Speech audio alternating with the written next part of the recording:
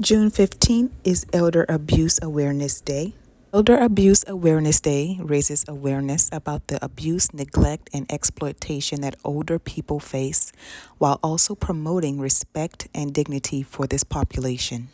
6 types of elder abuse: physical, emotional, psychological abuse, sexual abuse, neglect or abandonment by caregivers, healthcare fraud and abuse, and also financial exploitation and fraud. Some of the signs to look for if you suspect an elder may be abused in some way is the appearance of them being depressed, withdrawn, or scared, avoiding eye contact, them having a different eating or sleeping pattern, isolation from friends and family, low self-esteem, mood swings, and sudden changes in behavior or personality. The main type of abuse that I am going to talk about today is financial abuse and fraud, because unfortunately a lot of our seniors face this, especially if they go into homes or if they're living in a home that's paid for, or maybe not even paid for, because I have heard of mortgage fraud where they do reverse mortgages on these homes and these older people lose their homes. I've heard of children signing over the deed to their parents' home and them totally taking it over, taking it away from them, and all types of other financial fraud where they may be adult children that are the caretakers of parents and they just totally take over their social security check or pensions and whatever type of income that they have coming in. So some of the things you can do to help protect seniors in your life is to stay informed. Be aware of the common sides of or signs of financial exploitation, such as sudden changes in accounts or estate planning documents or unexplained withdrawals or spending. And also be careful of any parents or grandparents or elderly family or friends that you have in nursing homes, and make sure that their financial documents are concealed and protected there as well, such as checkbooks or any cash or anything, or account numbers that may be exposed. The second thing is communicate. If they are in a state where they are still able to communicate, you make sure that you maintain open lines of communication with your elderly family and friends about their financial matters.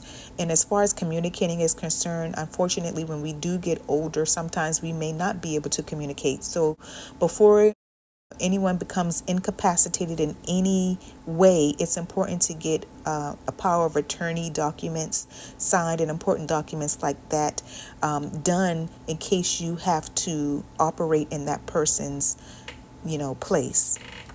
Next, you want to report suspicions. If you suspect that an elderly person is being financially exploited, it's crucial to report it. You can contact local adult protective services, law enforcement, or financial institutions where they hold accounts.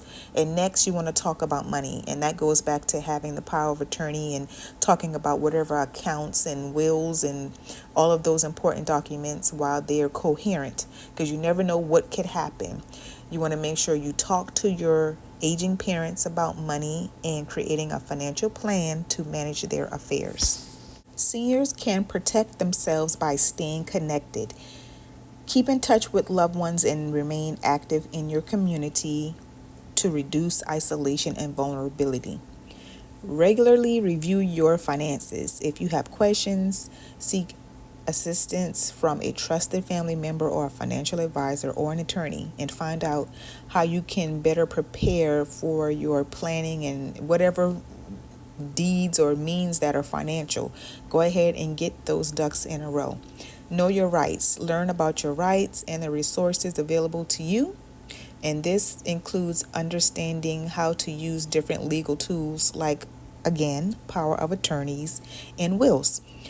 Add a trusted contact. This is very important for you to choose whom you trust to be responsible for executing your will or taking over your bank accounts, your money, making sure things get paid or distributed how you want them to be. So you designate a trusted contact to provide another layer of protection to keep your accounts safe. Also, you want to seek professional advice. You consult with professionals when making significant decisions especially those involving legal, financial, or health matters. And that's another important one. You want to go ahead and get your health directives or any type of desires that you want. If you do want to do not resuscitate or anything like that, you want to go ahead and have those things in place so that you don't have the state or a hospital making those decisions for you if you don't have anything written for them to go by. And you also want to make sure you protect your personal information. Make sure you get your fraud alerts on. You have a trusted person that checks on things for you, and make sure that all of those ducks in a row. Do not give out your social security number, your credit card number, your bank account numbers, or anything like that over the telephone. And with that being said, there was a very good movie that I just saw recently with the actor Statham and the wonderful actress Miss Felicia Rashad. It's called The Beekeeper.